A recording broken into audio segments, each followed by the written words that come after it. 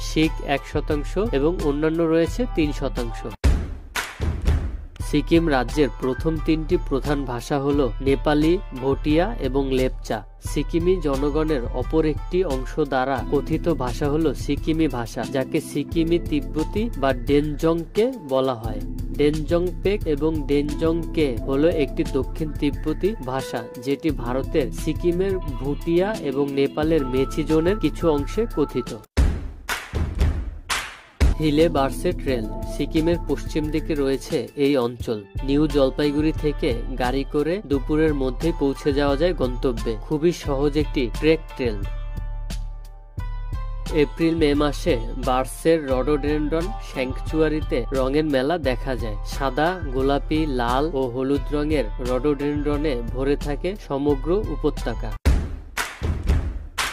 আমরা এই ভিডিওতে সিকিমের